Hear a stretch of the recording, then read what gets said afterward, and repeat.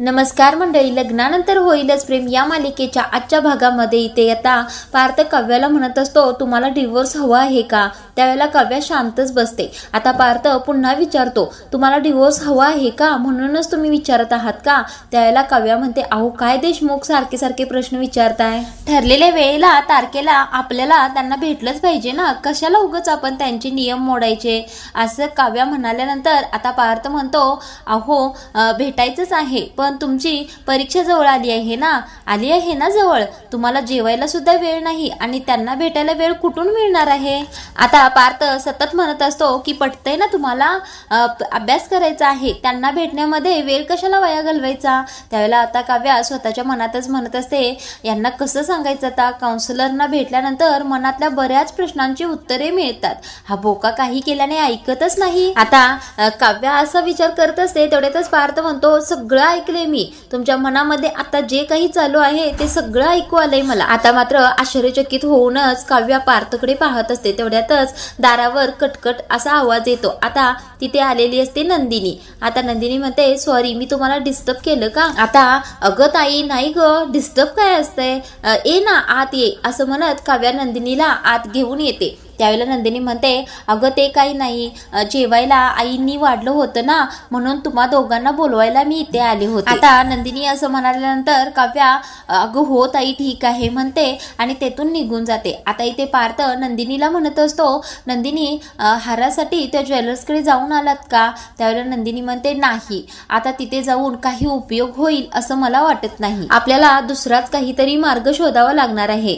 आणि आता आईंशी मी याच विषयावर बोलत होते. मी आईंना म्हटलं हाराचा एखादा फोटो वगैरे आहे का, पण आई म्हणाल्या नाही. आता पार्थ म्हणतो, माझ्याकडे सुद्धा नाहीये त्या हाराचा फोटो, पण जीवाकडे असेल ना. आता असं पार्थ म्हणाल्यानंतर नंदिनी म्हणते, हो जीवांच्याकडे असेल तरीही मी त्यांना विचारू शकत नाही, कारण त्यांना उगीच डिवचल्यासारखं होईल. आता नंदिनी म्हणते, बघूया काहीतरी मार्ग नक्की मिळेल. त्यावेळेला पार्थ म्हणतो, हो नक्की मिळेल.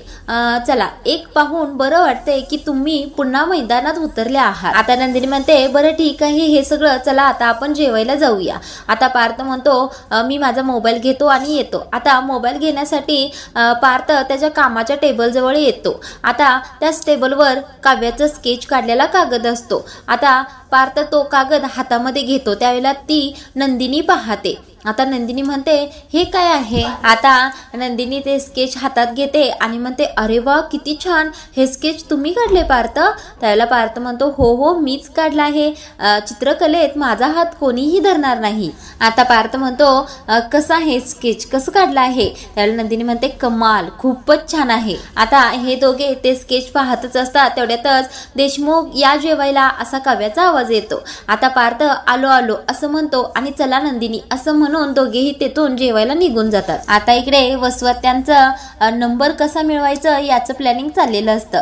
आता वसवत्या रम्याला म्हणत असतात, रम्या आपण आज एक काम करूया, आज संध्याकाळी सगळेजण झोपले की आपण मानिनीचा मोबाईल चोरून घेऊया आणि त्यामध्ये सुनीताचा नंबर आहे का ते तपासूया. एकदा का सुनीताचा नंबर मिळाला की आपलं काम झालं. आता हे ऐकून रम्या खुश होते आणि म्हणते, ही आयडिया छान आहे बघ आई. आता रम्या म्हणते, बरं ठीक आहे आई, तू नंबर काढून आण. आता वसवत्या म्हणतात, मी? अगं नाही बाई, या सगळ्यांमध्ये मला काही ओढू नकोस तू. आता रम्या म्हणते, अगं आई तू करणार नाही तर कोण करणार? मागच्या वेळेचं फोनचं प्रकरण आठवतंय ना तुला?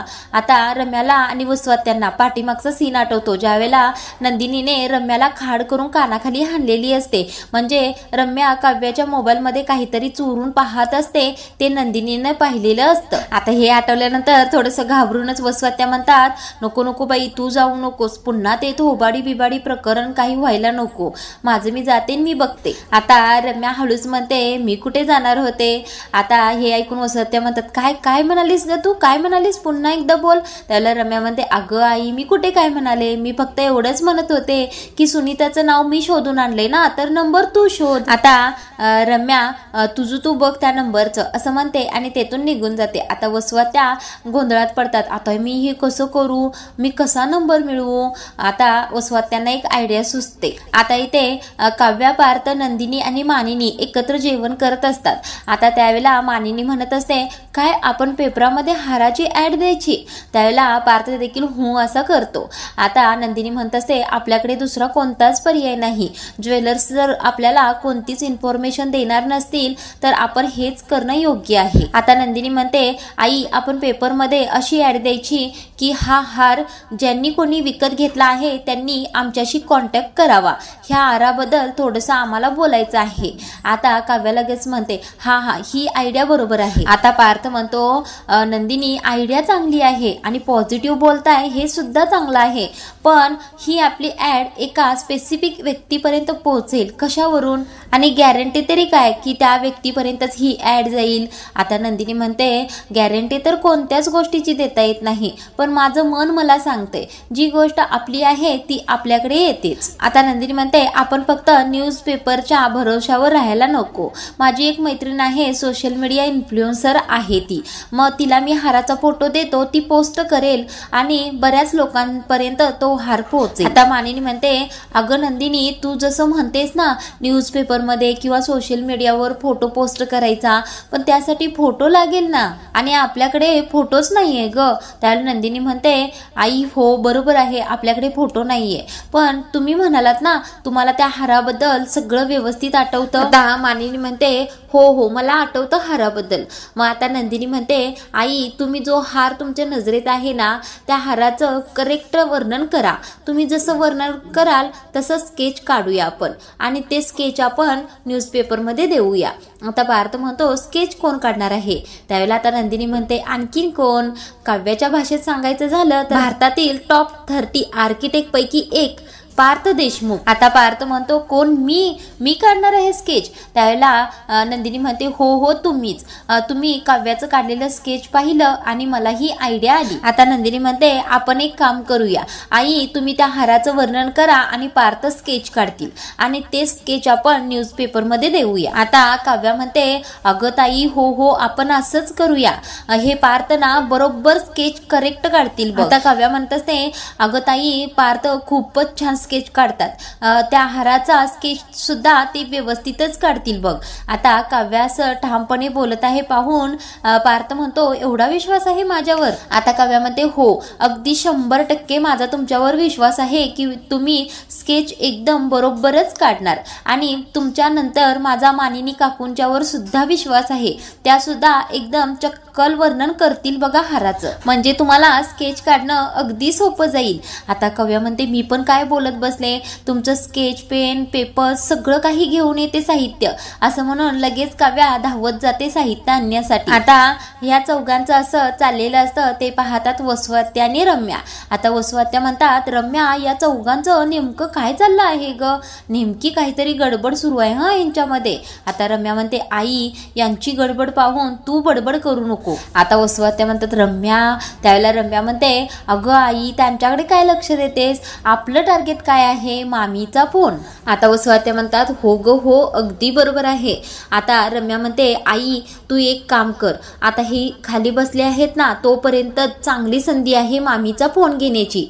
तू मामीच्या रूम मध्ये जा आणि मोबाईल मध्ये नंबर शोध, मी इकडे लक्ष देते कोण येतंय नाही. आता वसवात्या म्हणतात, हो ग रम्या मी जाते, तू लक्ष ठेव. आता रम्या म्हणते, हो आई मी लक्ष ठेवते, तू जा इथून.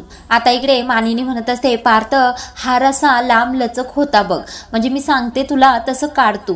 आता तेवढ्यातच काव्या येते साहित्य घेऊन. आता काव्या म्हणते, देशमुख ऑल द बेस्ट. आता पार्थ थँक्यू असं म्हणतो आणि स्केच काढायला सुरू करतो.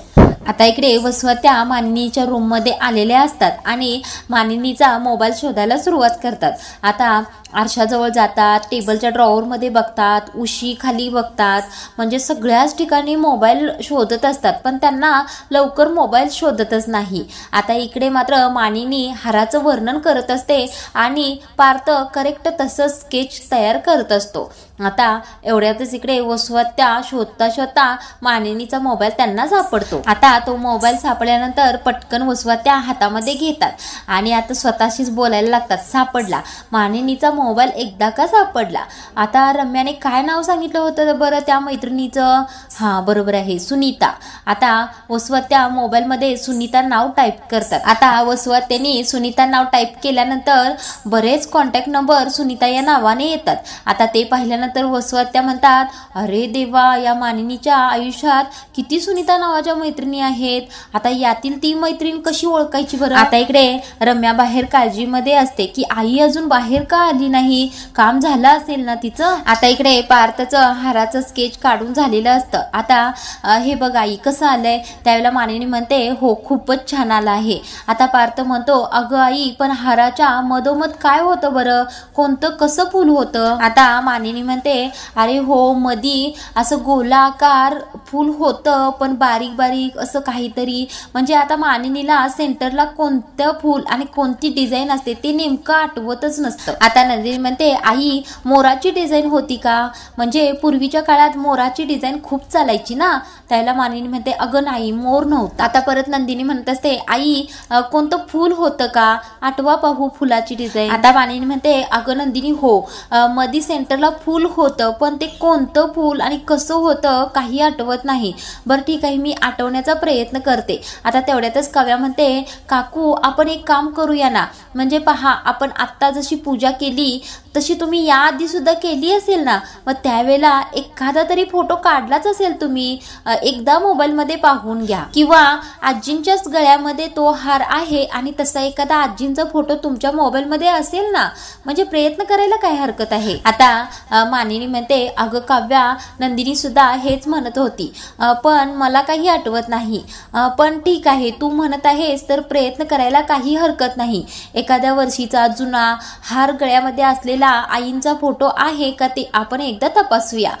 बरं काव्या, तू माझ्या रूम मधून माझा मोबाईल घेऊन येतेस का ग? त्यावेळेला काव्या म्हणते, हो हो लगेच घेऊन येते. आता काव्या मानिनीच्या रूम मध्ये जात आहे हे पाहते रम्या.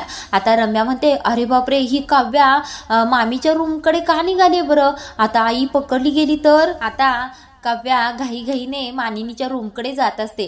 तेवढ्यातच वसुवात्या इकडे त्या सुनीता नावाचे जेवढे कॉन्टॅक्ट आहे तेवढे स्वतःच्या मोबाईलमध्ये टाईप करून घेत असतात. आता वसुवात्यांना मात्र कोणीतरी इकडे येतच आहे याचा भास होतो. आता वसुवात्या रूम मध्ये असतानाच काव्या पटकन रूम मध्ये येते. आता दार उघडते, पुढे पाहते तर कोणीच नसतं. आता वसुवात्या दारा पाठीमागे लपलेल्या. आता काव्या पुढे तोंड करूनच रूम मध्ये आत येते. तेवढ्यातच वसुवात्या दाराच्या पाठीमागून दाराच्या बाहेर मध्ये पटकन निसटून जातात.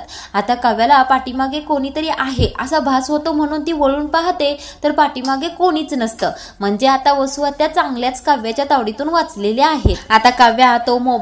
आता काव्या मोबाईल घेते आणि बाहेर येऊन मानिनीच्या हातामध्ये देते. हे घ्या काकू मोबाईल तुमचा. आता मानिनी हो म्हणते आणि मोबाईल हातामध्ये घेते आणि पटकन गॅलरी ओपन करते. आता या पार्थला मात्र दम निघत नाही. आई सापडला का ग फोटो? आता त्यानंतर काव्या म्हणते, अहो थांबा ना थोडा वेळ, आत्ताच तर दिलाय मोबाईल. आता पार्थ म्हणतो, अहो तेवढा वेळ नाहीये ना आपल्याकडे. त्याला नंदिनी म्हणते, हो खरंच आपल्याकडे आता वेळ नाहीये. आता नंदिनी म्हणत असते, जीवा येण्या अगोदर आपल्याला हे काम पूर्ण करायचं आहे. आता तेवढ्यातच पार्थ कोणतं फूल असेल बरं त्या हाराच्या मधोमध असा म्हणतच असतो. तेवढ्यातच गुलाबाचं फूल होतं असं आवाज येतो. आता तो आवाज असतो जीवाचा. आता जीवा तेथे आलेला असतो. आता जीवा आला हे पाहून नंदिनी पटकन उठते आणि आलात का तुम्ही असं म्हणते. आता जीवा म्हणतो, तुम्ही आजीच्या हाराबद्दल डिस्कस करत होता ना? त्यावेळी नंदिनी म्हणते, अहो नाही, दुसराच विषय चालू होता. जीवा तुम्ही जा ना, फ्रेश व्हा, तोपर्यंत मी आलेच असं म्हणल्यानंतर जीवा आता तेथून निघून जातो. आता जीवा थकलेला आहे पाहून मानिनी म्हणत असते, केवढा थकलाय ना जीवा, मला त्याची अवस्था पाहवत नाही. आता नंदिनी म्हणते, आई तुम्ही नका काळजी करू, ते फ्रेश होऊन आले की मी त्यांना जेवण देते. आता काव्या म्हणते, ताई त्यांच्या बरोबर तू पण जेवून घे, तू सुद्धा सकाळपासून काहीच खाल्लं नाही. आता नंदिनी म्हणते, बरं ठीक आहे काव्या. आता नंदिनी पार्थला म्हणत असते, पार्थ हाराच्या मध्ये गुलाबाचं फूल काढा आणि मला तो फोटो द्या, म्हणजे मी ते जाहिरात करण्यासाठी टाकेन. आता मी आलेच असं म्हणते आणि नंदिनी रूम मध्ये निघून जाते. आता इकडे वसुवात्या आता इकडे रम्या वसवात्यांना खेचतच त्यांच्या रूम मध्ये घेऊन येते आणि रम्या आतून दार लावून घेते. आता रम्या म्हणत असते अगं आई काय झालं, नंबर मिळाला? त्यावेळेला वसवात्या म्हणतात अगं नंबर्स मिळालेत नंबर. आता रम्या म्हणते म्हणजे ग आई? त्यावेळेला वसवात्या म्हणतात अगं मानिनीच्या फोन मध्ये 5-5 सुनीताचे नंबर आहेत. आता रम्या म्हणते अरे देवा आता काय करायचं? आता रम्या म्हणत असते अगं आई आता आपल्याला जी सुनीता हवी आहे ती सुनीता यातून कशी ओळखायची बरं? आता वसवात्या म्हणतात अगं रम्या माझ्याकडे एक आयडिया आहे आणि ती जर आयडिया आपण वापरली ना तर आपल्याला चुटकी वाजवेस्तवर ती सुनीता सापडेल बघ. आता रम्या म्हणते अगं आई सांग ना पटकन सांग कोणती आयडिया आहे? त्यावेळेला वसवात्या म्हणतात ए रम्या आत्ता नाही मला खूपच झोप येत आहे. रम्या आत्ता कुठे तर थोडंसं टेन्शन माझं कमी आलंय बघ.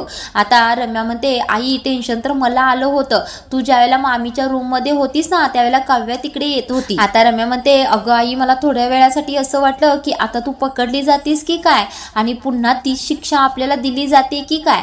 आता वसवात्या म्हणतात अगं खरंच हे झालं असतं ना, काव्या तिकडे आली आहे याचा मला भास झाला होता आणि म्हणूनच मी दाराच्या पलीकडे लपले आणि तेथून निसटले बघ. नशीब तिने मला पाहिलं नाही बघ, नाहीतर पुन्हा तो युनिफॉर्म आपल्या अंगावर चढला असता बघ. आता रम्या म्हणते नाही नाही नाही आई तसं व्हायला नको बघ. आता रम्या म्हणत असते आई ही काव्य आहे ना ती सतत आपल्या मार्गामध्ये येणारी मांजर आहे बघ. आता वसवात्या म्हणतात नाहीतर काय आहेच. आता रम्या म्हणते या काव्यामुळे सतत मला असं प्रेशर येत असतं. आता रम्या म्हणते असते अगं तिच्याच प्रेशरमुळे आता मला कडकडून भूक लागत आहे. आई जेवायला काय आहे ग? आता वसवात्या म्हणतात काय असणार आहे रम्या, त्या नंदिनीने केलेलं बोरिंग जेवणच असणार आहे. आता इकडे जीवा रूम मध्ये येऊन थकून भागून झोपलेला असतो. तेवढ्यातच नंदिनी तिथे त्याच्यासाठी जेवण घेऊन येते. आता जीवा असं झोपलेला आहे पाहून नंदिनी जीवाकडे पाहतच असते. आता ताट तिथे टेबलवर ठेवते आणि जीवाजवळ जाऊन बसते. आता जीवाकडे पाहतच त्याच्या डोक्यावरून हात फिरवत असते. तेवढ्यातच जीवाला आता जाग येते. आता जीवाला जाग आलेली आहे पाहून नंदिनी पटकन त्याच्या जवळून उठते आणि थोडीशी दूर जाऊन बसते. आता जीवा म्हणतो डोक्यावरून हात का काढलास बरं, दिवसभर काम करून आल्यानंतर हे बरं वाटतं. आता नंदिनी म्हणते जीवा पहिल्यांदा उठा, जेवून घ्या आणि मगच झोपा. आता जीवा म्हणतो अगं नाही मला झोपायचं आहे, खूपच कंटाळा आला आहे आणि सकाळ सुद्धा लवकर उठून ऑफिसला जायचं आहे. आता नंदिनी म्हणते जीवा कामं तर होतच राहतील पण तुम्ही थोडं खाऊन घ्या. आता जीवा म्हणतो नंदिनी माझ्यामध्ये उठून बसण्याची ताकदच नाहीये बघ. आता नंदिनी म्हणते अहो मी कशासाठी आहे, मी आहे ना तुमची ताकद. आता नंदिनी पटकन उठते आणि म्हणते चला चला उठा असं म्हणते आणि जीवाला उठवून बसवते. आता जीवा मात्र उठून बसायला तयारच नसतो. अगं नंदिनी काय करतेस असं म्हणत असतो. आता नंदिनी म्हणते जीवा तुम्ही जर माझं ऐकलं नाही तर मला दुसरी पद्धत वापरावी लागेल. आता जीवा म्हणतो कोणती दुसरी पद्धत? त्यावेळेला नंदिनी म्हणते जगातील सगळीच लहान मुलं ज्यावेळेला रुजतात त्यावेळेला आया जी ट्रिक वापरतात तीच मी वापरणार आहे. आता नंदिनी ताट हातामध्ये घेते आणि एक आईचा घास असं म्हणते आणि घास भरवायला जाते. त्यावेळेला आता जीवाला आठवतं पाठीमागचं. आता नंदिनी असं घास चारत असते त्यावेळेला जीवाला पाठीमागचा क्षण आठवतो ज्यावेळेला नंदिनी अशीच टेन्शन मध्ये रडत बसलेली असते आणि जीवा सुद्धा तिला याच ट्रिकने जेवण चारत असतो. आता जीवा इकडे घास खाण्यासाठी नाही म्हणत असतो. त्यावेळेला नंदिनी म्हणते आईच्या घासाला नाही म्हणू नये.